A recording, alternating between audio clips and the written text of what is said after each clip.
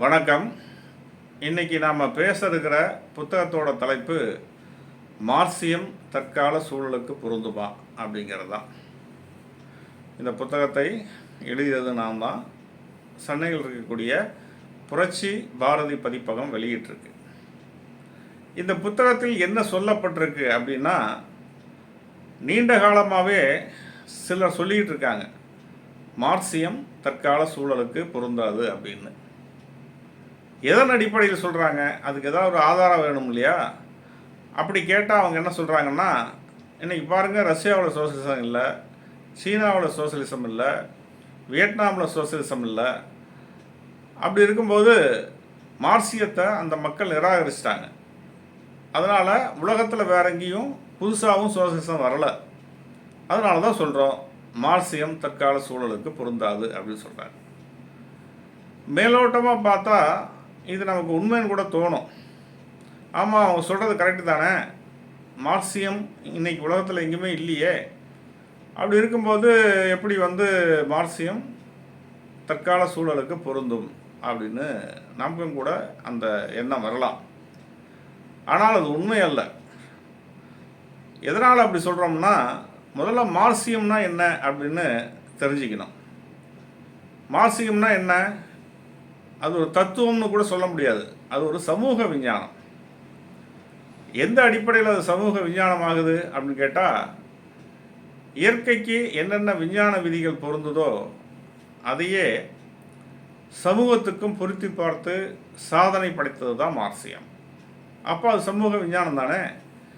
இயற்கையில் இருக்கக்கூடிய விஞ்ஞானத்தை சமூகத்துக்கு பொருத்தி பார்க்கும்போது சமூக விஞ்ஞானமாக மாறுது அப்படிங்கிறது எல்லாருக்கும் தெரிஞ்சது தான். அப்போது விஞ்ஞானம் தற்கால சூழலுக்கு பொருந்துமா பொருந்தாதா அப்படின்னு நமக்குள்ள நாமே ஒரு கேள்வி எழுப்பிக்கிட்டோம்னா, ஏன் பொருந்தாது? விஞ்ஞானம் இல்லாமல் உலகமே இல்லையே அப்படின்ற கேள்வி வந்துடும் இல்லையா? நாம் அதை தான் அவங்களுக்கு பதிலாக சொல்ல போகிறோம். இதை கொஞ்சம் விரிவாக பார்ப்போம். என்னென்னா, சமூக விஞ்ஞானமான மார்க்சியம் எதுக்காக எழுதப்பட்டது அப்படின்னு கேட்டிங்கன்னா, முதலாளித்துவ சுரண்டல் இருக்குது பார்த்தீங்களா, அந்த சுரண்டலை பற்றி விரிவாக பேசி முதலாளித்துவ சுரண்டலை ஒழிக்காமல் போனால் உலகத்தில் பாட்டாளிகள், அதாவது மனிதர்கள் சரிசமமாக நடத்த முடியாத, வாழ முடியாத நிலை வராது. அப்போ சுரண்டலை ஒழிக்கணும். இதுதான் மார்க்சியம். அப்போது சுரண்டல் ஒழிச்சிருச்சா உலகத்தில்? ரஷ்யாவில் மார்க்சியம் இல்லை, கம்யூனிசம் இல்லை, சீனாவில் கம்யூனிசம் இல்லை, வியட்நாமில் இல்லை, உண்மைதான். ஆனால் உலகம் பூரா சுரண்டல் ஒழிஞ்சிருச்சா அப்படின்னு கேட்டால் இல்லை, சுரண்டல் இருக்கத்தானே செய்யுது. இன்றைக்கும் மனிதனை மனிதன் சுரண்டும் நிலை இருக்கத்தானே செய்யுது. அப்புறம் எப்படி மார்க்சியம் தற்கால சூழலுக்கு பொருந்தாமல் போயிடும் அப்படின்ற கேள்வி வருது இல்லையா? அதை தான் நாம் அலசணும். இப்போது மார்க்சியம் பிறந்ததற்கான காரணம் சுரண்டலை ஒழிப்பது தான் அப்படின்னு நான் சொன்னேன் இல்லையா? முதல்ல சுரண்டல்லாம் என்ன அப்படின்னா, ஒரு தொழிலாளி தன்னுடைய பிழைப்புக்காக, ஏன்னா தான் வாழணும், தான் சாப்பிட்ணும், தன்னுடைய மனைவி குழந்தைங்களுக்கு சோறு போடணும், அப்பா அம்மாவை வச்சு பாதுகாக்கணும், இதுக்கெல்லாம் என்ன செய்யணும்னா அவன் உழைச்சி தான் தீரணும். அப்போ என்ன செய்கிறான்? அவங்ககிட்ட கை காலை தவிர வேறு எதுவும் இல்லை. அதனால் என்ன செய்கிறான்னா, ஒரு முதலாளிகிட்ட போய் ஏதோ ஒரு வேலை செய்கிறான். அந்த முதலாளி 8 மணி நேரமோ 12 மணி நேரமோ பேரம் பேசி அவனுக்கு அந்த வேலையை கொடுக்குறான். அந்த வேலையை இந்த தொழிலாளி செய்கிறான், அதுக்குண்டான சம்பளத்தை வாங்கிட்டு வந்துடுறான். இதுதான் உலக நடைமுறை. இதுதான் உற்பத்தி நடவடிக்கைன்னு கூட சொல்லுவாங்க. இந்த உற்பத்தி நடவடிக்கை இல்லைன்னா மனித குலமே இல்லை, அதுதான் உண்மை. சரி, இப்போ ஒரு கேள்வி வருது, சுரண்டல் எங்கிருந்து வருது? இதில் தொழிலாளி உழைக்கிறான், முதலாளி சம்பளம் கொடுக்குறான், தீர்ந்து போச்சு. அப்புறம் இதில் சுரண்டல் எங்கிருந்து வந்தது அப்படிங்கிற கேள்வி இருக்கு இல்லையா? அங்கே தான் சுரண்டல் இருக்குது. அது எப்படி இருக்குது அப்படிங்கிறத மார்க்ஸ் விலாவாரியாக பேசினார். தன்னுடைய மூலதனம் நூலில் இதை பற்றி அவர் நிறைய சொல்லியிருக்கார். இந்த தொழிலாளி போய் உழைக்கிறான், முதலாளி சம்பளம் கொடுக்குறாங்கிறது மேலோட்டமாக சரியாக தோணலாம். ஆனால் யதார்த்தத்தில் தொழிலாளனுடைய உழைப்புக்கேற்ற சம்பளம் கிடைக்குதா அப்படிங்கிறதான் முக்கியம். அப்படி உழைப்புக்கேற்ற சம்பளம் தரலன்னா அது சுரண்டல் தான். அப்போ உழைப்புக்கேற்ற சம்பளமாக நீங்கள் எதை சொல்கிறீங்க அப்படிங்கிற ஒரு கேள்வி வரலாம். ஒரு தொழிலாளி தான் தயாரிக்கிற பொருளோட உண்மையான உற்பத்தி செலவு இருக்குது பார்த்தீங்களா, அந்த உற்பத்தி செலவில் தன்னுடைய பங்கை முதலாளிகிட்டேருந்து வாங்குறானா, அதுதான் கேள்வி. ஒரு தீப்பெட்டி இருக்குது, அது இன்றைக்கி ₹1 விற்கிதுன்னு வச்சுங்க.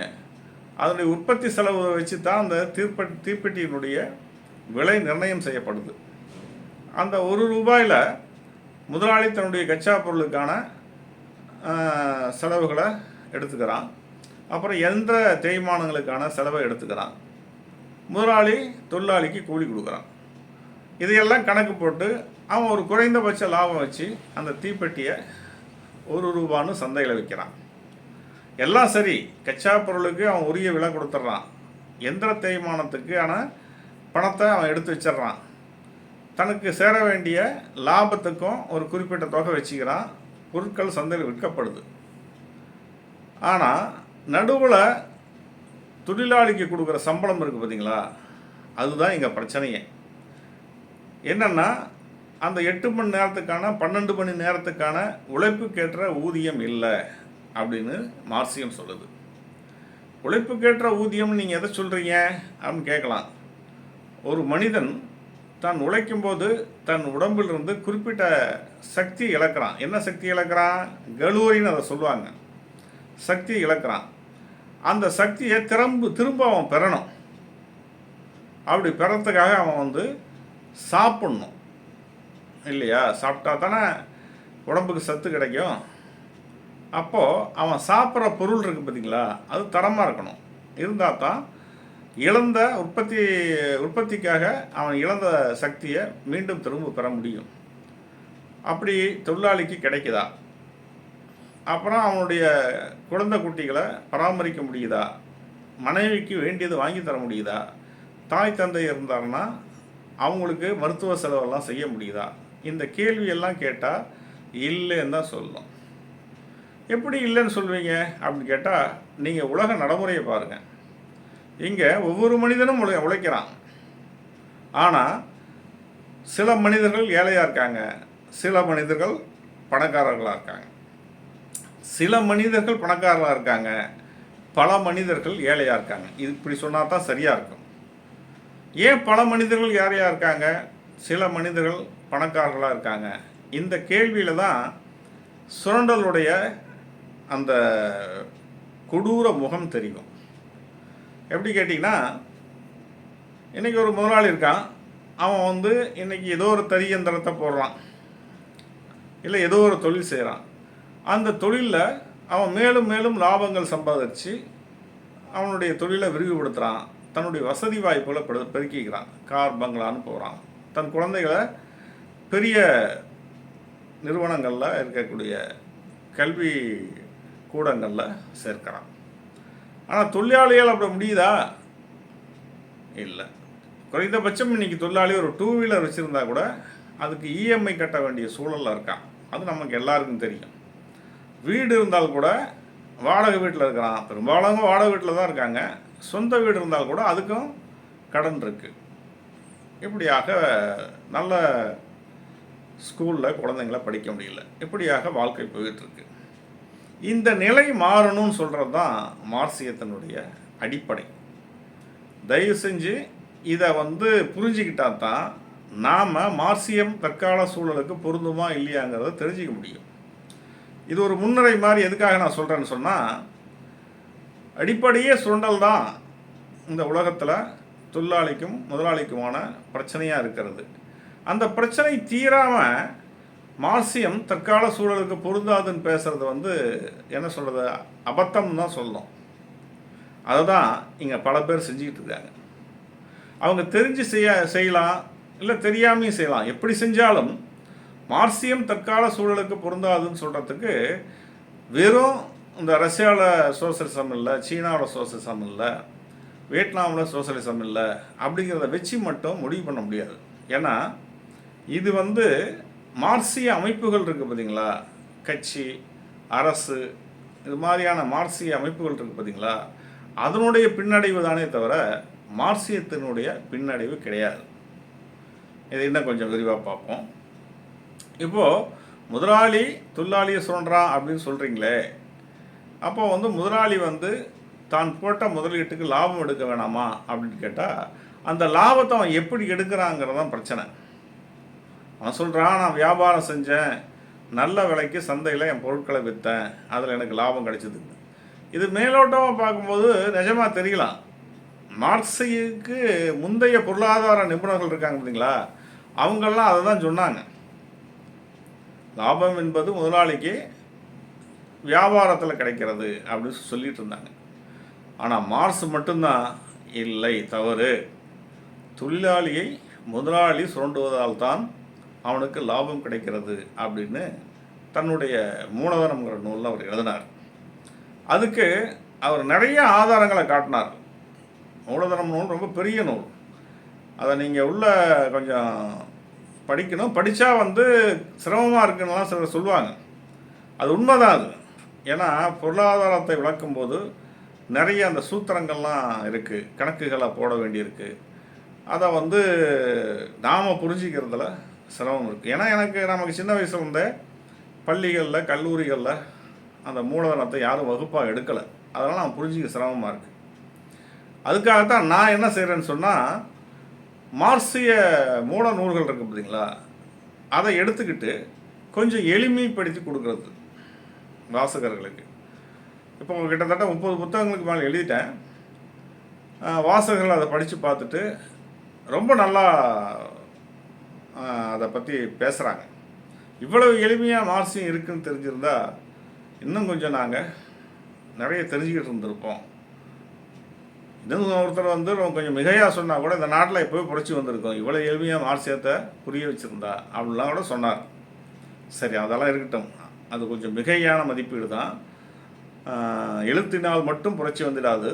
ஏன்னா அதுக்கு ஒரு நடைமுறை இருக்குது, கட்சி இருக்குது, இதெல்லாம் சேர்ந்து தான் ஒரு புரட்சிக்காரன காரணமாக அமையுது.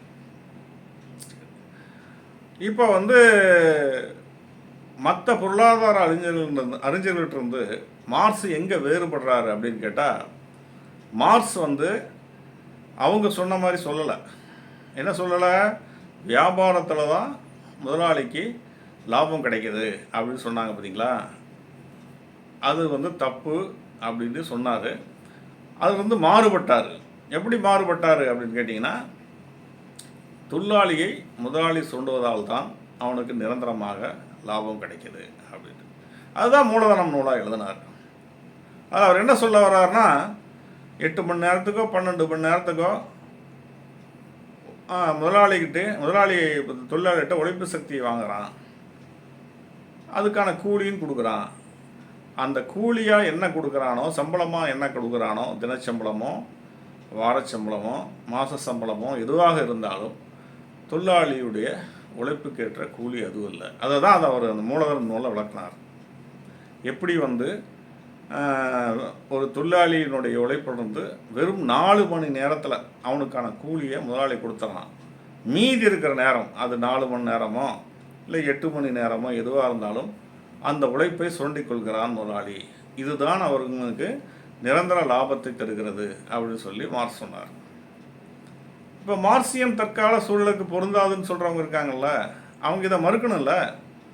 இல்லைப்பா, அவங்க மார்க்ஸ் எதுவும் சொன்னார், சுரண்டலை ஒழிச்சாதான் இங்கே வந்து முதலாளி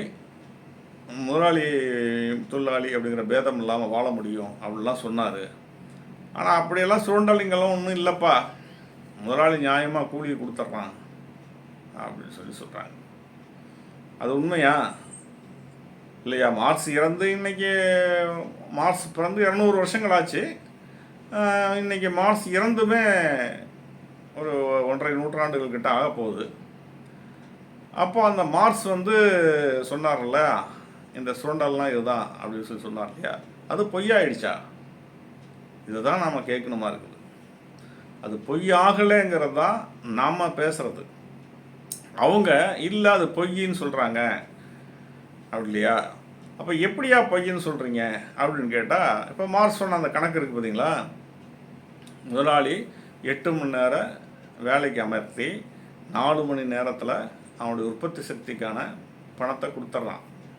ஆனால் இன்னும் 4 மணி நேரத்தை மறைமுகமாக வேலை வாங்கி அவன் தன்னுடைய லாபத்தை சம்பாதிக்கிறான். அப்படிங்கிற இந்த கோட்பாடு இருக்குது பார்த்தீங்களா, இந்த கோட்பாடு பொய்ன்னு இது வரைக்கும் உலகத்தில் நிரூபிக்கப்படவே இல்லை. அதனால தான் சொல்கிறோம், மார்க்சியம் தற்கால சூழலுக்கு பொருந்தாது அப்படின்னு சொல்கிறவங்க பொய் சொல்கிறாங்க அப்படின்னு நான் சொல்கிறோம்.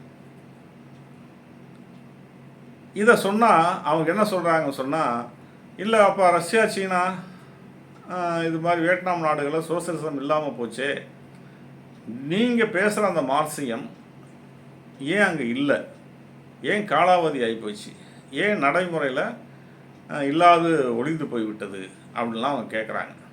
அது நியாயமான கேள்வி தான். இந்த கேள்விக்கு நாம் பதில் சொல்கிறோம். இது வரைக்கும் நம்ம பொருளாதாரத்தை பற்றி பார்த்துட்டு இருந்தோம். மார்க்சிய பொருளாதாரம் என்ன சொல்லுதுன்னா, சுரண்டல் இருக்கிறதுனால தான் இங்கே மனிதன் நேசிக்கக்கூடிய சரிசமமான நிலை வரல அப்படின்னு நாம் பேசணும். அடுத்து அரசியல் எடுத்துக்கிட்டிங்கன்னா, மார்க்சிய பொருளாதாரம் ஒரு அரசியலை சொல்லுது. பொதுவாகவே அரசியலுக்கான அடித்தளம் எதுன்னு கேட்டிங்கன்னா பொருளாதாரம் தான் இங்கே அனைத்தையும் நிர்ணயிக்குது. மனிதனுடைய உற்பத்தி நடவடிக்கை இல்லாமல் இங்கே எதுவுமே இல்லை. இப்போது மார்க்சிய அரசியல் என்ன சொல்லுதுன்னா, முதல்ல பொருளாதாரம் எப்படி அரசியலை கொண்டு வருது அப்படிங்கிறத பற்றி நாம் பார்க்கணும். எப்படின்னா, இந்த பொருளாதார கட்டுமானம் இருக்குது பார்த்தீங்களா, இந்த முதலாளி தொழிலாளிங்கிற அந்த பொருளாதார கட்டுமானம் இருக்குங்களா, அதை பாதுகாக்கத்தான் இங்கே அரசியல் பேசப்படுது. 2 வகையான அரசியல் பேசப்படுது. ஒரு வகையான அரசியல் இது மாதிரி அது சரிதான், அதை மூடி மறைக்கிறது அப்படிங்கிற வேலையெல்லாம் செய்கிற முதலாளித்துவ அரசியல். இன்னொரு வகையான அரசியல் என்னென்னா, அது தவறு, அதை வெட்ட வெளிச்சமாக்கி அதுக்கு மாற்றையும் சொல்வது ஒரு வகையான அரசியல். அதுதான் மார்க்சிய அரசியல். இந்த 2 அரசியலும் நீண்ட நெடுங்காலமாக, அதாவது இப்போ மார்க்சியம் பிறந்ததுக்கு பின்னாடி நவீன காலத்துலன்னு சொல்லலாம், ஒரு 200 வருஷமாக கூட வச்சுக்கலாமே, ஒன்றோட ஒன்று முட்டி மோதிக்கிட்டு இருக்கு. சரி, அதுக்கு முன்னாடி இந்த வர்க்க அரசியல் இல்லையா அப்படின்னு கேட்டால் அப்பவும் இருந்தது. மனிதன் சுரண்டும் நிலை என்னைக்கு வந்ததோ அன்னையிலிருந்து இந்த அரசியல் இந்த சுரண்டல் அரசியல் இருக்குது பார்த்தீங்களா, அது இருந்துக்கிட்டு தான் இருந்தது. அப்போ வர்க்க அரசியல் என்னவா இருந்தது அப்படின்னு கேட்டிங்கன்னா, மக்கள் எதிர்த்து இதை அம்பலப்படுத்தி சிலர் போராடினாங்க, வீழ்ந்தாங்க. ஆனால் சரியான மக்களுக்கான இயக்க கட்டமைப்பு இல்லாதனால அவங்களால சுரண்டல் அரசியலை எதிர்த்து வெற்றி பெற முடியலன்னு மார்க்ஸ் சொல்வார். இன்னைக்கு வரைக்கும் அதுதான் உண்மை. ஏன்னா முதலாளித்துவம் நிறுவனமயமாக இருக்குது. அதுக்கு ஒரு அரசு இருக்குது. அந்த அரசு எதுன்னா இந்த முதலாளித்துவ அரசு தான். சட்டமன்றம், பாராளுமன்றம் போன்ற இந்த கட்டமைப்பு இருக்குது. அப்புறம் சட்டமன்ற பிரதிநிதிகள், பாராளுமன்ற பிரதிநிதிகள் இருக்காங்க இல்லையா. இவங்க தான் மக்களால் ஓட்டு போட்டு தேர்ந்தெடுக்கப்பட்டு அந்த பார்லிமெண்ட்டுக்கும் சட்டமன்றத்துக்கும் போய் பிரதமர், அப்புறம் மாநிலங்களில் முதலமைச்சர் இப்படியெல்லாம் மாறுறாங்க. அப்படிங்கிறது நமக்கு தெரிஞ்ச விஷயந்தான். இதை தான் நம்ம அரசியல்னு சொல்கிறோம். இந்த முதலாளித்துவ அரசியல்வாதிகள் முதல்ல என்ன சொல்கிறாங்கங்கிறத நம்ம பார்த்துருவோம். ஏன்னா 2 வகையான அரசியல் இருக்குன்னா, ஒன்று முதலாளித்துவ அரசியல், இன்னொன்று பாட்டாளி வர்க்க அரசியல். முதலாளித்துவ அரசியல் என்ன சொல்லுது அப்படின்னு கேட்டிங்கன்னா, இங்கே எல்லாமே நியாயமாக தான் நடக்குது. சில குறைகள் இருக்கலாம், முதலாளித்துவத்தில் சில குறைபாடுகள் இருக்கலாம், அது எல்லா இடத்துலையும் இருக்கிறதா. அதனால் இதை பெருசுபடுத்தி முதலாளித்துவம் தேவையில்லை, முதலாளிகள் கூடாது அப்படின்னு பேசுகிறது தவறு அப்படின்னு அவங்க சொல்கிறாங்க. அதுக்கு அவங்க என்னென்ன சொல்கிறாங்கன்னா, முதலாளி இல்லைன்னா தொழிலாளி இல்லை. முதலாளி முதல் போடுகிறான், அந்த முதல் போடுவதன் மூலமாகத்தான் ஒரு தொழில் நடக்குது, தொழிலாளி வேலை செய்கிறான். அப்போ முதல் போட ஆள் வேணும் இல்லையா, அப்போ முதலாளி வேணும் தானே. அப்போ முதலாளித்துவத்தை ஒழிப்போம் சொல்கிறது எப்படி சரின்னு அவங்க கேட்குறாங்க. மேலோட்டமாக பார்க்கும்போது நமக்கும் ஆமாம், முதலாளி இருந்தால் தானே தொழிலாளி இருக்கும் அப்படின்னு நமக்கும் தோணும். ஆனால் அது உண்மை அல்ல. ஆரம்ப காலத்தில், மனித குலத்தினுடைய ஆரம்ப காலத்தில் முதலாளி தொழிலாளி இருந்தானா? இங்கிருந்து தான் வர வேண்டியிருக்கு. ஏன்னா ஒரு வர்க்க அரசியலினுடைய வேர் இருக்குது பார்த்தீங்களா, அந்த வேரை தெரிந்து கொள்ளாமல் நீங்கள் வர்க்க அரசியலை பேசுவது தவறு. மார்க்சியம் எப்போதுமே என்ன சொல்லுதுன்னு சொன்னால், ஒரு பொருளுடைய அடிப்படை இருக்குது பார்த்தீங்களா, அதை தெரிஞ்சுக்கிட்டு தான் நீங்கள் மற்ற விஷயங்களை பேசணும்னு சொல்லுது. அதனால தான் அது சமூக விஞ்ஞானம் ஆகுது.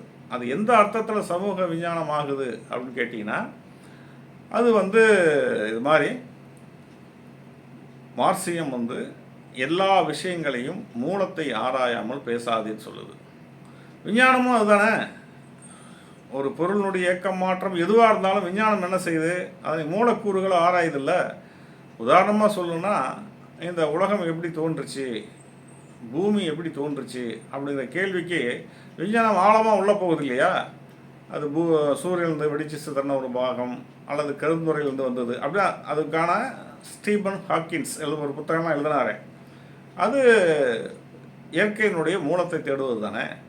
அது மாதிரி மார்க்சியம் என்ன செய்யுதுன்னா, வர்க்க அரசியலினுடைய மூலத்தை தேடுது.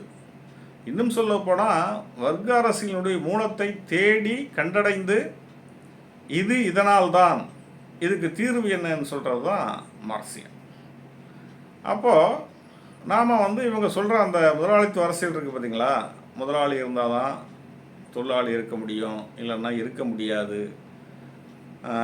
கம்யூனிஸ்டுகள் பல தொழில்களை அழிச்சிட்டாங்க வர்க்க அரசியல் பேசி அப்படிலாம் சொல்கிறாங்க.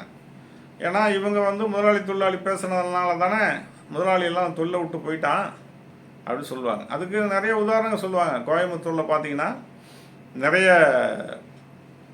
மில்கள் இருக்குது. அந்த மில்கள் ஒரு காலத்தில் நிறைய இருந்தது, இன்றைக்கி இருக்குது, ஆனால் எண்ணிக்கையில் குறைவாக இருக்குது. அப்புறம் அந்த மில்கள்லாம் ஏன் அழிஞ்சு போச்சு, லட்சுமி மில்ஸ் ஏதோ மில்ஸ் பேர் சொல்லலாம் சொல்லுவாங்க. அந்த மில்ஸ் எல்லாம் ஏன் அழிஞ்சு போயிடுச்சு?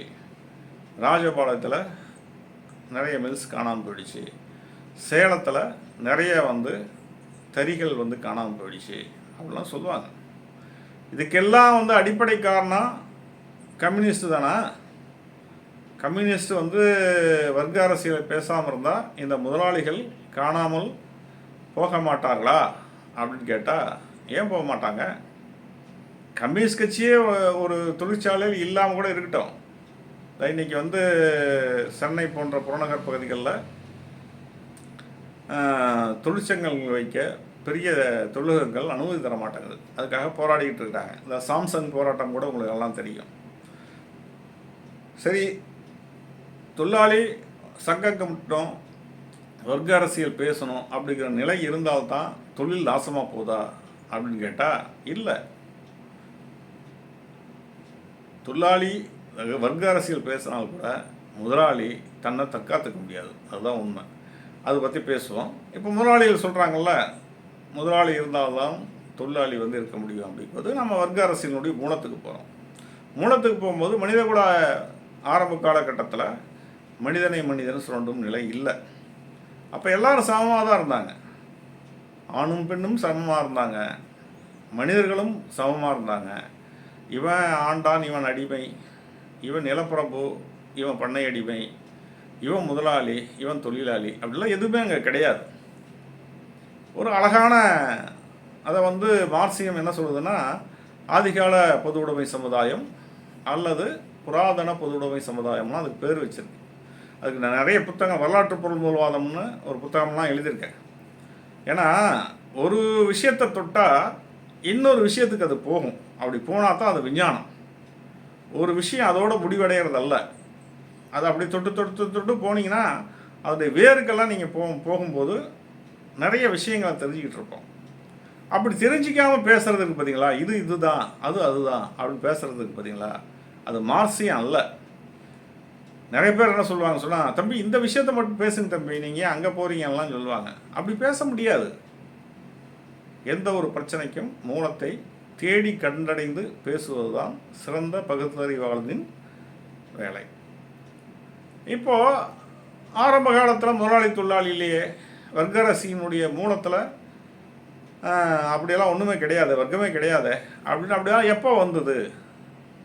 எப்போ மனிதனை மனிதன் சுரண்டி லாபம் சம்பாதிக்கணும் எண்ணம் மனிதர்களில் ஒரு பிரிவுக்கு ஏற்பட்டதோ அப்போ தான் வர்க்க அரசியல் வருது. அந்த ஆதிகால பொது உடைமை சமுதாயம் அழிஞ்சு அப்புறம் அடிமைகள் சமுதாயம் வருது. மனிதனை மனிதன் அடிமைப்படுத்தி அதன் மூலமாக தன்னை வளப்படுத்தி கொள்ள சிலர் முயற்சி செய்தது தான் அடிமைகள் சமுதாயம். அது ஆண்டான் அடிமை சமுதாயம்னு சொல்லலாம். அதுக்கு பின்னாடி கொஞ்சம் காலம் கழித்து, கொஞ்சம் காலம்னா நான் ஏதோ 10 வருஷம் 20 வருஷம் சொல்ல, சில நூற்றாண்டுகள் கழித்து தான் அங்கே நில உடைமை சமுதாயம் வந்தது. நில உடைமை சமுதாயத்துக்கு பின்னாடி முதலாளித்துவ சமுதாயம் வந்தது. இதுதான் வரிசை. அப்போது நீங்கள் வர்க்க அரசியலுடைய மூலம் எங்கே இருக்குதுன்னு சொன்னால், மனிதனை மனிதன் சுரண்டி வாழும் நிலை இருக்க போகத்தான் வர்க்க அரசியலே வந்தது. இப்போ மார்க்ஸ் சொன்னது சரியாக போச்சு. மார்க்ஸ் என்ன சொன்னார்? மனிதனை மனிதனும் சுருண்டும் நிலை இருக்கக்கூடாது. அதுதான் ஒரு கம்யூனிச சமுதாயமாக இருக்க முடியும்.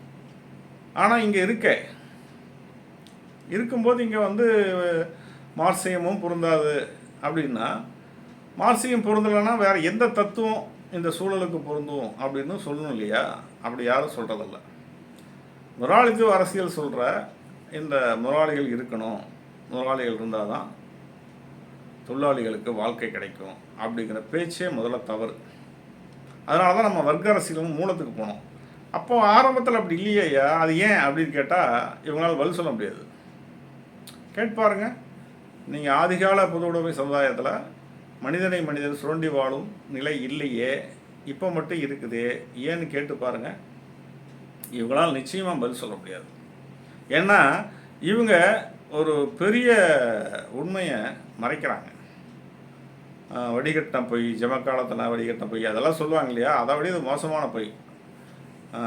சோத்தில் பூசணிக்காயை மறைக்கிறதுன்னு சொல்லுவாங்களே, அதை விட இது பெரிய பொய். நாம் சொல்ல வர்றது என்னென்னா, மனிதனை மனிதன் சுரண்டும் நிலை இல்லாமல் இருப்பதே மார்க்சியத்தினுடைய அடிப்படை. அதானே? அப்போது இவங்க மார்க்சியம் தற்கால சூழலுக்கு பொருந்தாதுன்னு சொல்கிறது நிஜமில்லையே. இந்த முதலாளித்துவ அரசியல் என்ன செய்யுது? மனிதனை மனிதன் சுரண்டும் நிலை இருப்பதை உறுதிப்படுத்துது.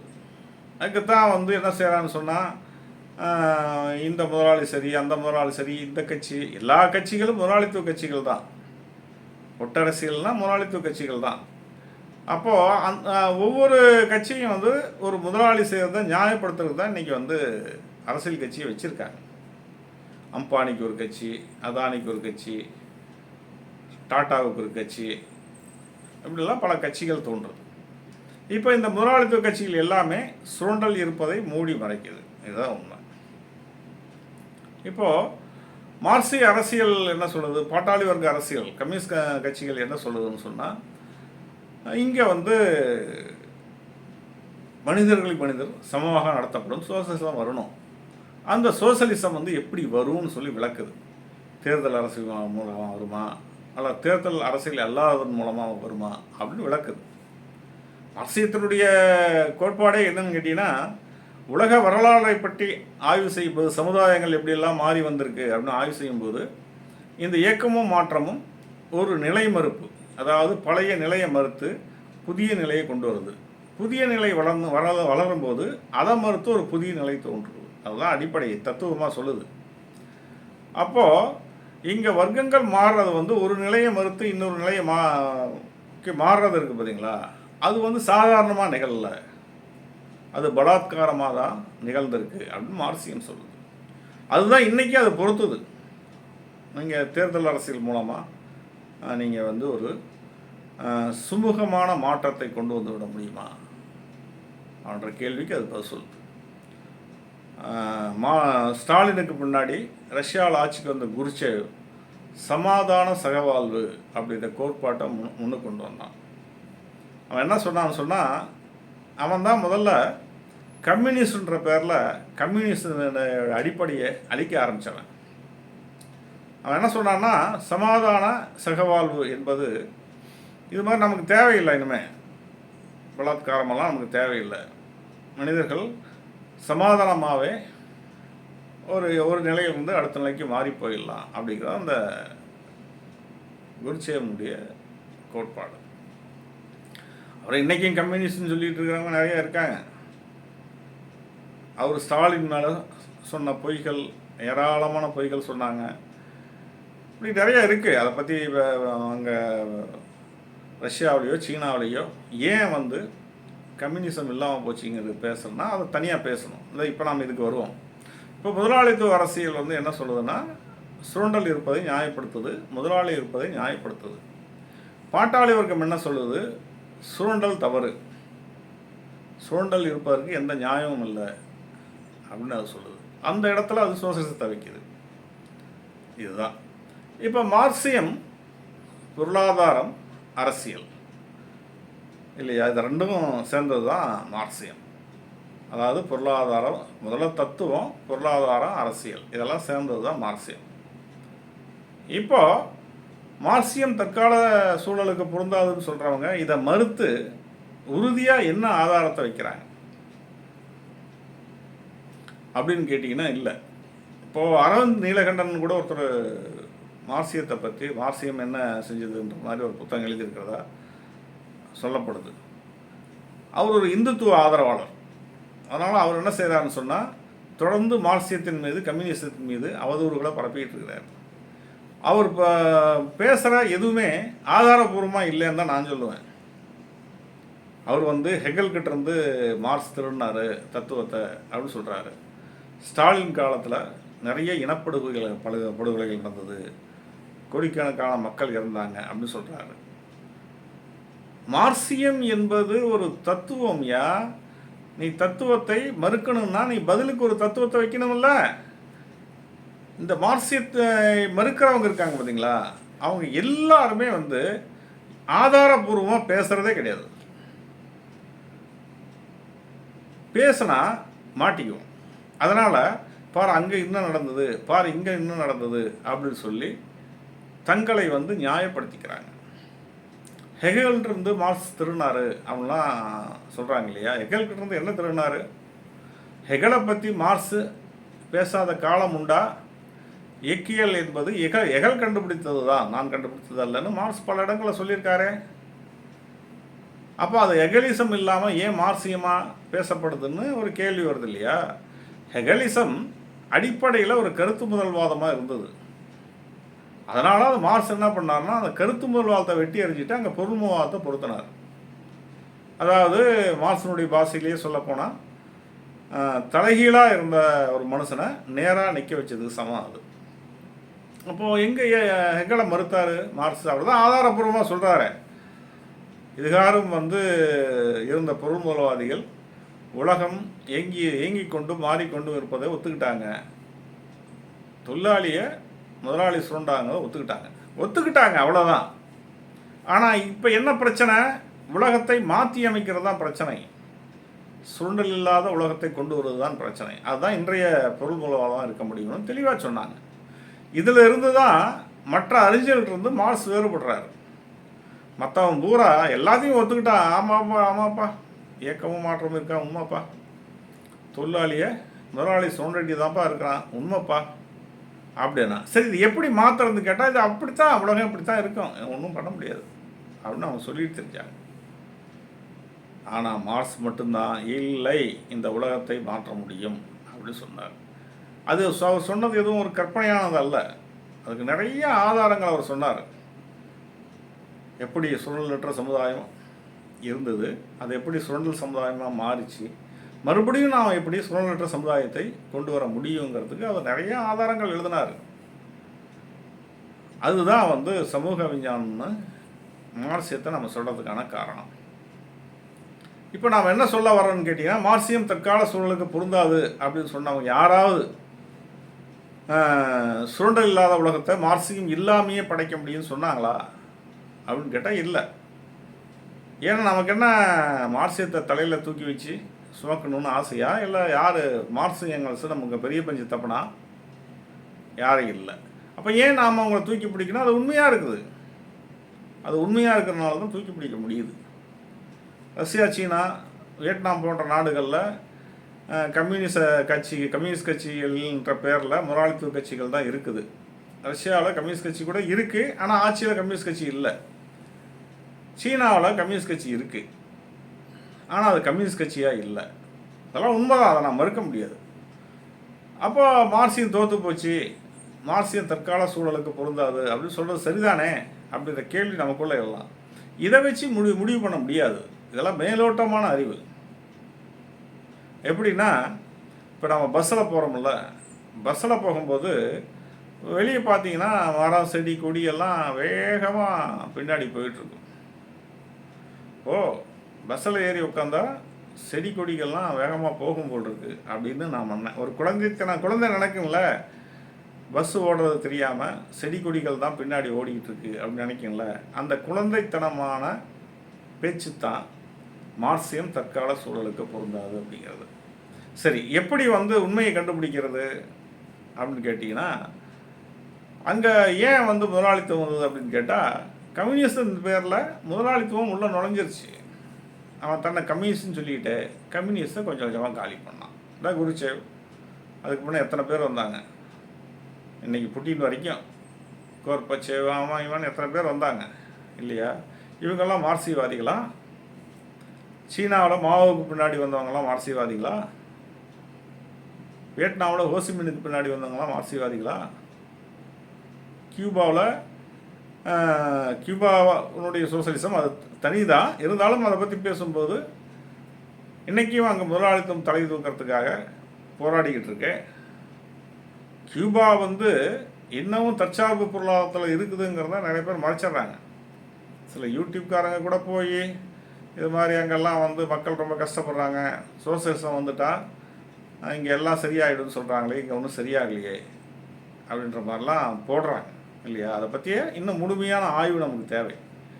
நாம் சொல்ல வர்றது என்னென்னா, சுரண்டலை வேறு இருக்கிறது தான் மார்க்சியம். கியூபாவில் சுரண்டல் இருக்கா, அந்நிய கம்பெனிகள் இருக்கா, அதையெல்லாம் பார்த்து தான் அதெல்லாம் பேச முடியும். சரி, மார்க்சியம் தற்கால சூழலுக்கு பொருந்துமான்னு கேட்குறாங்கல்ல, அவங்களுக்கு நாம் சொல்கிற சூழல் எதுன்னா, மார்க்சியம் எக்காலத்துக்கும் பொருந்தும் அப்படிங்கிறது தான் நம்முடைய பதில். அது எப்படி எக்காலத்துக்கும் பொருந்தும் அப்படின்னு கேட்டிங்கன்னா, நாம் திருப்பி கேட்க வேண்டியிருக்கு. விஞ்ஞானம் எக்காலத்துக்கும் பொருந்தும்ல? ஆமாம், விஞ்ஞானம் எக்காலத்துக்கும் பொருந்தும் தான். விஞ்ஞானம் இல்லாமல் ஒன்றும் இல்லையே அப்படின்னு நீங்கள் சொன்னீங்கன்னா, மார்க்சியமும் எக்காலத்துக்கு பொருந்தும் அப்படிங்கிறத நீங்கள் ஒத்துக்கிட்டு தான் தீரணும், வேறு வழி இல்லை. ஏன்னா மார்க்சியம் சமூக விஞ்ஞானம். இதெல்லாம் திரும்ப திரும்ப நம்ம அவங்கள்ட்ட சொல்கிறோம். ஏதோ விளையாட்டுத்தனமாக அவ்வளோதான் மார்க்சியம் ஜெயிக்க முடியாது அப்படின்லாம் ஊழ உதாரணம்னு சொல்லுவாங்கள்ல, அது மாதிரி எல்லாம் நம்ம பேசுகிறோம். அவன்தான் ஊழ உதாரணம் விட்டுட்டுருக்கிறான், மார்க்சியம் தற்கால சூழலுக்கு பொருந்தாது அப்படின்ட்டு. இதை நாம் விரிவாக ஆய்வு செய்யும்போது தான் மார்க்சியம் எந்த அளவுக்கு இயற்கையை பற்றியும் சமூகத்தை பற்றியும் பல விஷயங்களை, பல கோட்பாடுகளை உருவாக்கி வச்சிருக்குன்னு நமக்கு தெரியும். இது தெரியாமலாம் நம்ம பேச முடியாது. இதை பற்றி நம்ம விரிவாக பேச போகும்போது தான் அவங்க பதில் தர முடியாமல் தத்தளித்து போயிடுறாங்க. அதுதான் நாம் என்ன சொல்ல வரோன்னு கேட்டிங்கன்னா, அவங்க பேசுகிறதை அப்படியே எடுத்துக்காமல் உண்மை என்னன்னா ஆய்வு செய்யணும் அப்படின்னு நாம் பேசுகிறோம். மார்க்சியம் தற்கால சூழலுக்கு பொருந்தும் அப்படிங்கிறத நம்ம வாதம். எப்படி பொருந்தும்? அதனுடைய தத்துவ அடிப்படை என்ன? இயக்கவியல் பொருள்முதல்வாதம் தானே அது தத்துவ அடிப்படை. இயக்கவியலும் பொருள்முதல்வாதம் என்ன சொல்லுது? ரொம்ப சுருக்கமாக பார்த்துருவோம். பொருள்முதல்வாதம் என்பது ஒரு பொருளை முன்வைத்து பேசுவது, பொருள் இல்லாமல் எதுவுமே இல்லை அப்படிங்கிறது தான். அப்போது அந்த பொருட்களுடைய இயக்கத்தை பற்றி பேசுறது இயக்கவியல். அப்போ இந்த இயக்கவியல் பொருள்முதல்வாதம் என்பது ஏதோ மார்க்ஸ் கண்டுபிடிச்சது அல்ல. மார்க்ஸுக்கு முன்னாடி கண்டுபிடிச்சிட்டாங்க. பொருட்கள் இயங்கிக் கொண்டும் மாறிக்கொண்டும் இருக்கிறது, பொருட்கள் இருக்கிறது, இப்படியெல்லாம் பேசுனாங்கல்ல. மார்க்ஸுக்கு முந்தைய அந்த பூமியின் புவியீர்ப்பு விஷயத்தை பேசினவர் அரிஸ்டாட்டில், நிறைய பேர் அப்போ கிட்டத்தட்ட 2000 வருடத்துக்கு முன்பு பொருட்கள் தான் பொருட்கள் இல்லாமல் உலகம் இல்லை என்று பேசுகிறவங்க நிறைய பேர் வந்துட்டாங்க. இதெல்லாம் ஏதோ மார்க்சியம் கண்டுபிடிச்சது தான் நாமும் சொல்ல வரல, அதனுடைய சாரம் தான் மார்க்சியம். அப்போது அவங்க சொன்னதெல்லாம் பொய்யா? பொருளை வச்சு தான் இயக்கமும் மாற்றமும் ஏற்படுது அப்படிங்கிறது பொய்யா? அது பொய்ன்னா மார்க்சியம் பொய், இதான உண்மை.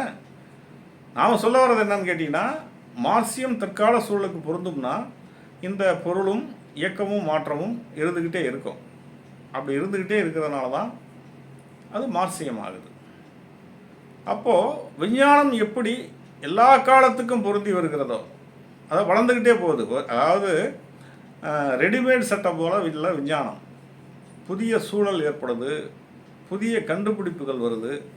இந்த கண்டுபிடிப்புகளுக்கு ஏற்ற மாதிரி கருவிகள் வருது. எப்படி இப்படி விஞ்ஞானம் வளர்ந்துக்கிட்டே போகுதோ அதே போல் மார்க்சியமும் வளர்ந்துக்கிட்டே போகுது. விஞ்ஞானத்தில் எப்படி சில சமயம் தொய்வு ஏற்படுமோ அதுபோல தான் மார்க்சியத்திலையும், அதாவது மார்க்சிய இயக்கங்கள்லேயும் சில சமயம் தொய்வு ஏற்படுறது சகஜமாக இருக்குது.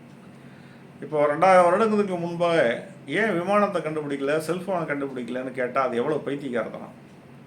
அப்போது மாறுகின்ற சூழ்நிலையில் புதிய புதிய கண்டுபிடிப்புகள் தோன்றித்து கொண்டு தானே இருக்குது.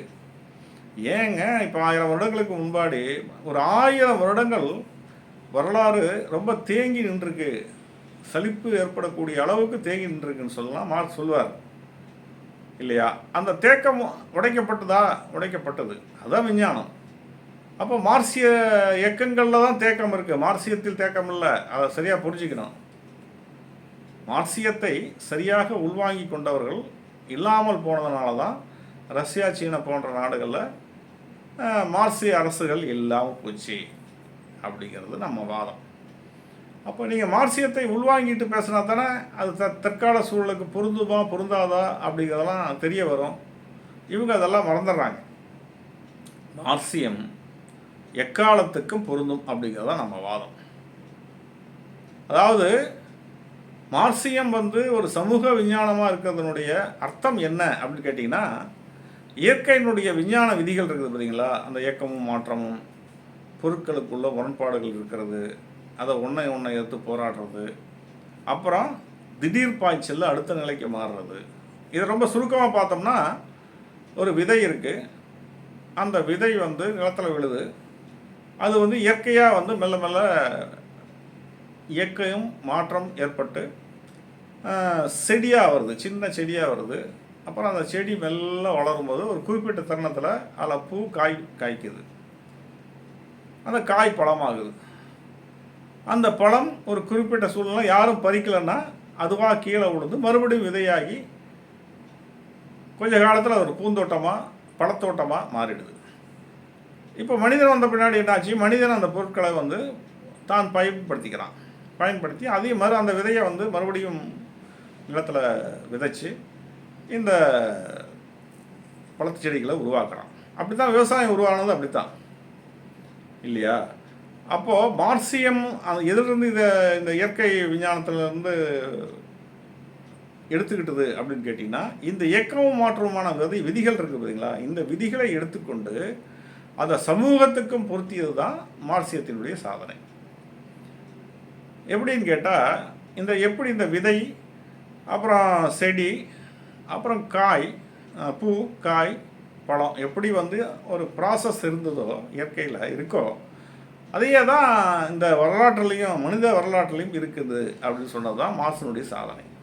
தான் நீங்கள் எடுத்து பாருங்கள். நான் முதல்ல பார்த்தோம்ல, மார்க்சியத்தின் வர்க்க அரசியலினுடைய மூலம் என்ன, மார்க்சியம் என்ன சொல்லுது அப்படின்னு கேட்டிங்கன்னா, ஆரம்பத்தில் குரங்கள் மனிதனாக மாறினா அப்படின்னு விஞ்ஞானிகள் சொன்னதான், மார்க்சியம் சொல்லலை.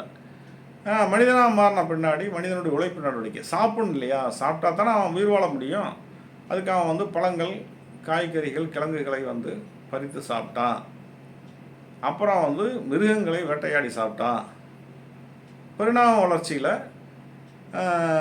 மெல்ல மெல்ல கால்நடைகளை பழக்கி அதை தனக்கு உணவாக பயன்படுத்திக்கிட்டான். அதிலிருந்து வர்ற பால், தயிர், நெய் அதையும் தனக்கு பயன்படுத்திக்கிட்டான்.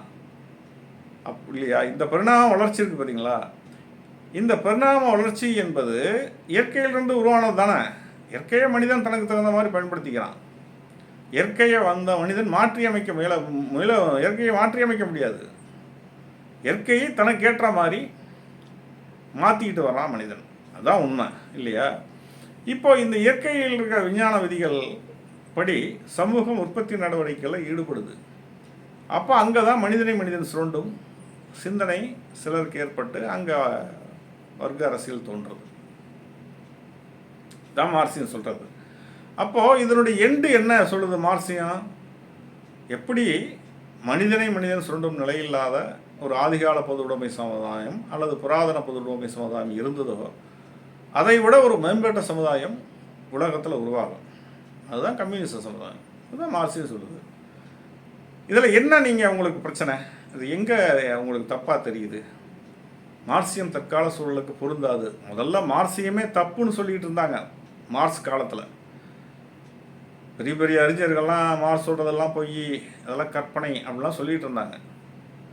ஆனால் இல்லை, மார்க்சியம் கற்பனை அல்ல, அது யதார்த்தம் அப்படிங்கிறத லெனின் நிரூபித்தார்.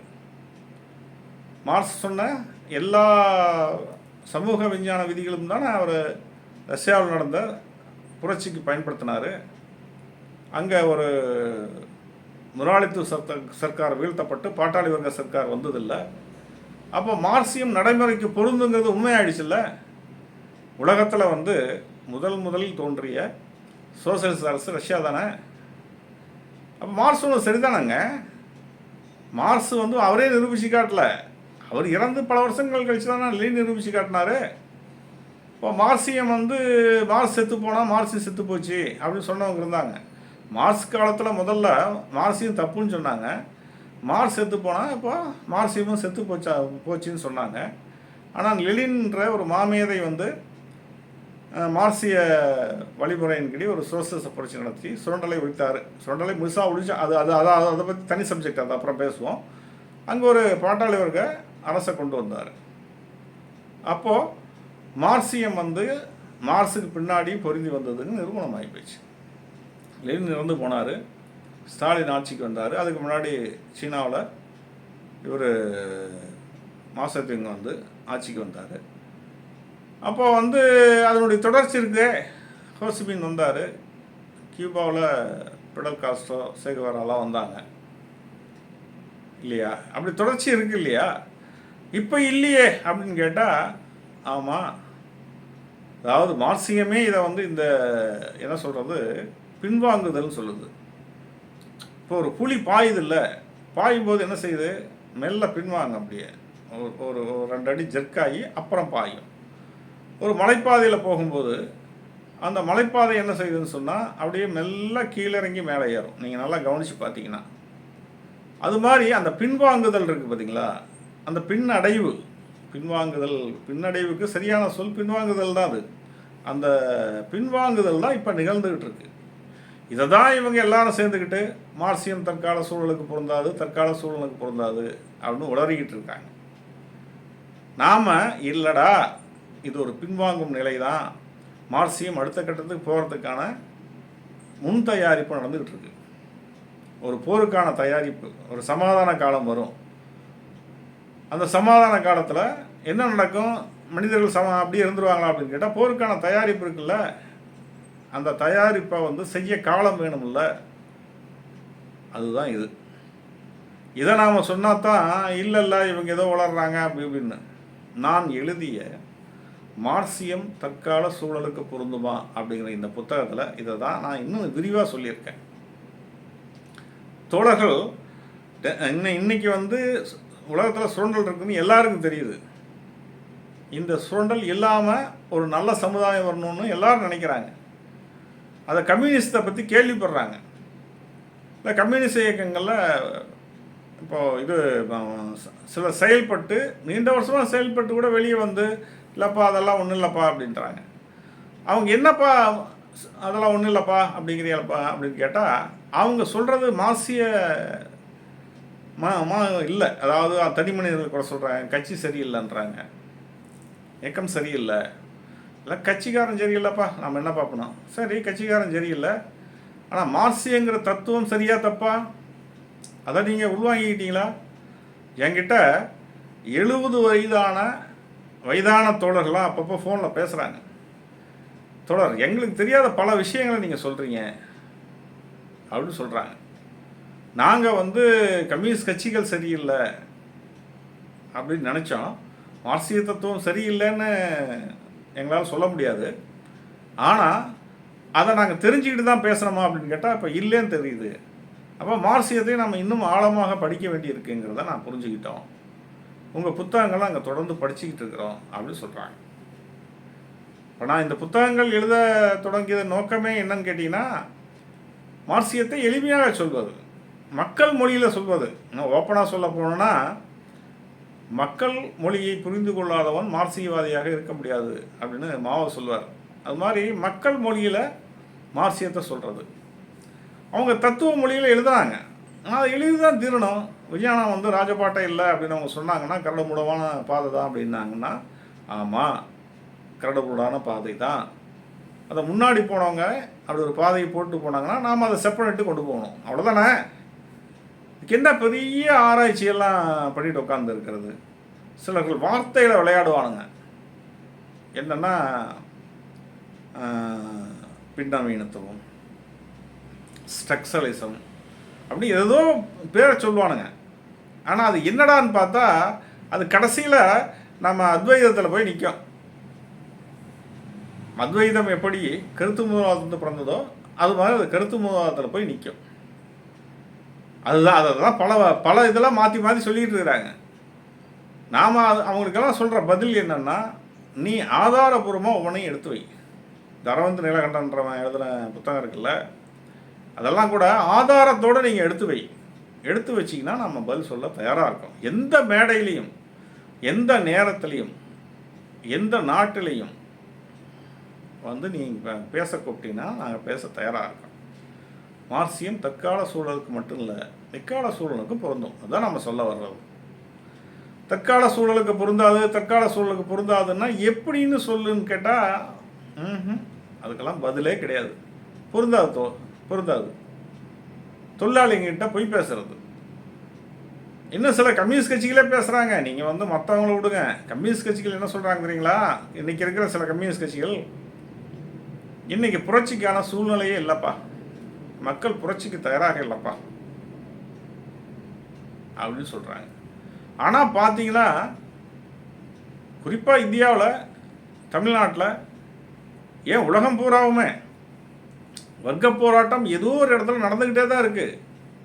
அவன் கொஞ்சம் அப்படியே சென்னை புறநகர் பகுதிக்கு வாங்க, வந்தீங்கன்னா அந்த உரகடம் போன்ற பகுதிகளெலாம் பார்த்தீங்கன்னா எங்கேயாவது ஒரு தொழிற்சாலையில் ஒரு போராட்டம் நடந்துக்கிட்டு தான் இருக்குது.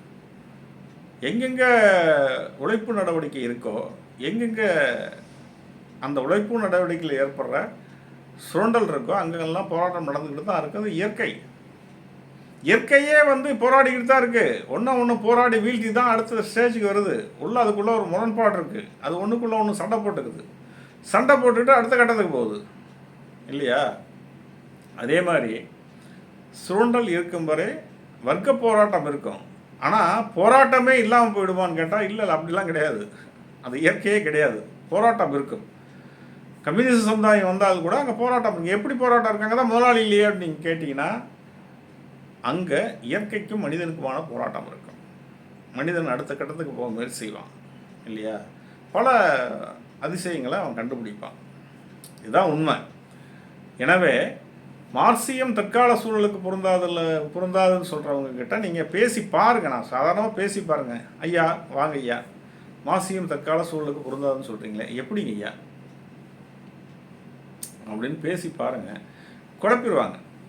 இது சரியில்லை, அது சரியில்லை, மார்க்ஸ் சரியில்லை, ஏங்கல்ஸ் சரியில்லை, இல்லை மார்க்ஸ் சரியாக தான் இருந்தார், ஏங்கல்ஸ் சரியில்லை, இப்படி ஒரு குரூப்பு. ஏங்கல்ஸும் மார்க்ஸும் சரியாக தான் இருந்தாங்க, லெனின் சரியில்லைன்னா இப்படி ஒரு குரூப்பு. லெனின் சரியாக தான் இருந்தார், ஸ்டாலின் சரியில்லை அப்படின்ட்டு இப்படி ஒரு குரூப்பு. ஸ்டாலின் சரியாக தான் இருந்தார், மாவோ சரியில்லைன்னு இப்படி ஒரு குரூப்பு. இப்படி மார்க்சியத்துக்குள்ளே இருக்கக்கூடிய பிரச்சனைகளை வந்து தத்துவத்தின் பிரச்சனையாக்குவது தான் இவங்களுடைய வேலை. அரசியலை வந்து பேசும்போது நீங்கள் மனிதர்கள் கூட இருக்கிற பிரச்சனைகள் இருக்குது பார்த்தீங்களா, அந்த பிரச்சனைகள் வந்து அதனுடைய மூலம் என்ன, அதை எப்படி தீர்க்கிறது அப்படிங்கிறத பற்றி பேசிக்கிட்டு இருக்கும்போது பாரு அவங்ககிட்டயே அவங்களே சண்டை போட்டுட்ருக்காங்கன்னு பேசுவாங்க. அவன் கட்சி கூட்டங்கள்லாம் வந்து உட்கட்சி கட்சி அமைப்பு கூட்டங்கள்லாம் பயங்கர காரசாரமாக வாதம் நடக்கும். இது சரி அது சரியில்லை அப்படின்னு அதை பார்த்தா மேலோட்டமாக பார்த்தா சண்டையாக தான் இருக்கும். ஆனால் சண்டை தான். அந்த சண்டை இடாமல் மார்க்சியம் வளராது. எனவே மார்சியம் தற்கால சூழலுக்கு பொருந்தும். அதுதான் உண்மை. அதுதான் நான் என்னுடைய புத்தகத்தை சொல்ல வர்றேன். மார்சியத்தை பற்றி ஆழமாக படிக்க வேண்டும். தத்துவம் படித்து என்ன பிரயோஜனம்? எழுதுனவன் ஏட்டை கெடுத்தான், படித்தவன் பாட்டை கெடுத்தான் அப்படிலாம் சொல்கிற ஆட்கள் இருக்காங்க. நம்ம அதையெல்லாம் காது கொடுக்கக்கூடாது. அவங்க நீங்கள் என்ன பண்ணினாலும் பிற்போக்குத்தனமாக எதையாவது பேசிட்டு தான் இருப்பாங்க. அதனால் மார்சியம் தற்கால சூழலுக்கு நிச்சயமாக பொருந்தும். நன்றி, வணக்கம். இந்த புத்தகம் புரட்சி பாரதி பதிப்பகம்னு சொல்லி சென்னை, ஆவடி சென்னையில் இருக்கக்கூடிய பதிப்பகம் வெளியிட்டது. இதனுடைய தொடர்பு எண் என்னென்னா 9043050666. இதுதான் அதனுடைய தொடர்பு எண். இதுக்கு தொடர்பு கொண்டீங்கன்னா நீங்கள் புத்தகத்தை வாங்கலாம். புத்தகத்தினுடைய விலையும் அதிகமாகலாம் இல்லை, 135 ரூபா தான். ஏன்னா பெருசாக ஒரு புத்தகம் கொஞ்சம் பெருசாக இருந்தாவே வாசகர்கள் இன்றைக்கி என்ன பண்ணுறாங்கன்னு சொன்னால், ஐயோ இவ்வளோ பெரிய புத்தகத்தை எப்படி படிக்கிறது அப்படின்னு சொல்லி பயப்படுறாங்க. ஆனால் உண்மை அது இல்லை. உண்மையாலுமே படிக்கும் ஆர்வம் இருப்பவர்கள் இருக்காங்கல்ல, அவங்க எவ்வளோ பெரிய புத்தகமாக இருந்தாலும் படிச்சுக்கிட்டு தான் இருக்காங்க.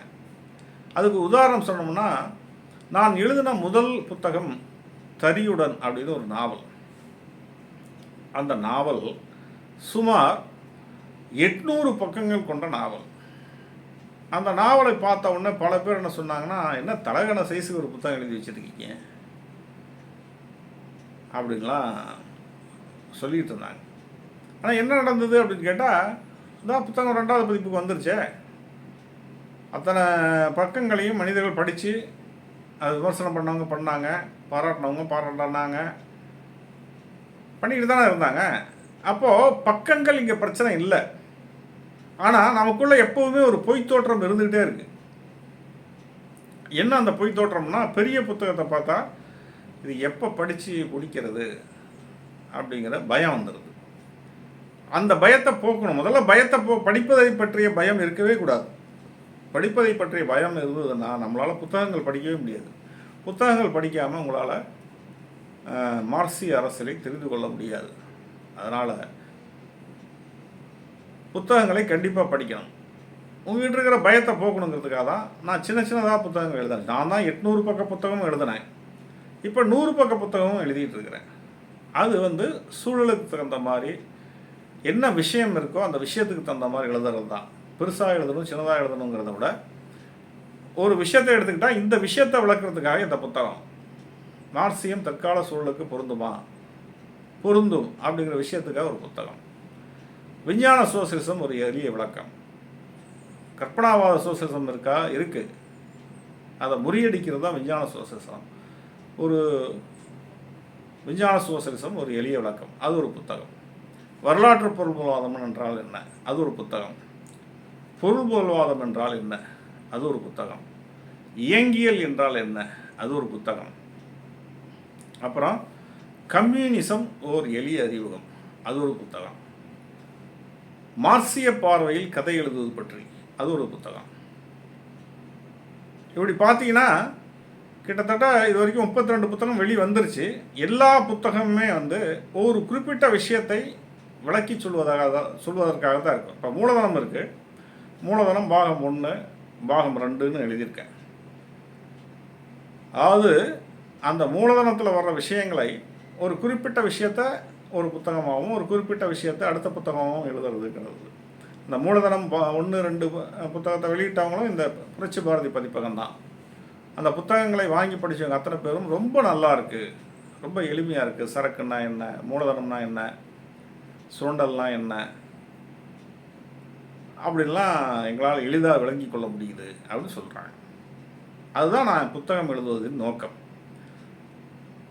உங்களுக்கு இந்த புத்தகங்களை வாங்கி படிங்க. தொடர்பு என்ன மறுபடியும் சொல்கிறேன். புரட்சி பாரதி பதிப்பகம் 9043050666. இந்த எண்ணுக்கு தொடர்பு கொண்டு நீங்கள் புத்தகங்களை வாங்கி படியுங்கள். உங்களுக்கு ஏதாவது டவுட் இருந்தால் அந்த புத்தகத்திலேயே என்னுடைய அலைபேசி எண் இருக்கும், அதை நீங்கள் எனக்கு தொடர்பு கொள்ளுங்கள், பேசுங்க. நிறைய இப்போ பேசுகிறாங்க. இப்போ இந்த புத்தகங்கள்லாம் சும்மா ஒரு குறுகிய காலத்துக்குள்ளேயே இவ்வளோ புத்தகங்கள் வந்துருச்சு. 10 வருடமாக எழுதிட்டு இருக்கிறேன். ஆனால் குறுகிய காலத்தில் நிறைய புத்தகங்கள் எழுதிட்டேன். அதுக்கு காரணம் பதிப்பகம். பதிப்பகம் வந்து நமக்கு இடம் கொடுத்தாங்க. அதனால் பதிப்பகத்துக்கு நாம் நன்றி சொல்லணும். அதனால் நீங்கள் மார்க்சியம் தற்கால சூழலுக்கு பொருந்துமாங்கிற அந்த புத்தகத்தை படிங்க. அது மட்டும் இல்லாமல் நாம் ஏற்கனவே சொன்ன புத்தகங்கள் இருக்குல்ல, கம்யூனிசம் ஒரு எளிய அறிமுகம், பொருள்முதல்வாதம் என்றால் என்ன, இயங்கியல் என்றால் என்ன, சாதிகள் ஒழிக்க முடியுமா, பெண்ணடிமைத்தனம் எப்படி உருவானது, இதெல்லாம் புத்தகங்கள் வந்துக்கிட்டே இருக்குது. நீங்கள் இதெல்லாம் வந்து வாங்கி படிங்க. வாங்கி படிப்பதன் மூலமாக சமூக விஞ்ஞானம் மார்க்சியத்தை தெரிஞ்சுக்கங்க. மார்க்சியத்தை நீங்கள் தெரிஞ்சுக்கலன்னு வச்சுங்க, வாழ்ந்து பிரயோஜனம் இல்லை. ஓப்பனாக சொல்லணும்னா அதுதான். மார்க்சியத்தை புரிந்து கொள்ளுங்கள். புரிந்து கொள்வதன் மூலமாக இந்த உலகத்தை மாற்றி அமைக்க முயலுங்கள். எது உண்மையான மார்க்சியம், எது பொய் மார்க்சியம் அப்படிங்கிறத பற்றியெல்லாம் நீங்கள் தெரிஞ்சுக்கிங்க. எனவே இந்த மார்க்சியம் தற்கால சூழ்நிலைக்கு பொருந்துமா அப்படிங்கிற புத்தகத்தை அவசியம் வாங்கி படிக்க. நன்றி, வணக்கம்.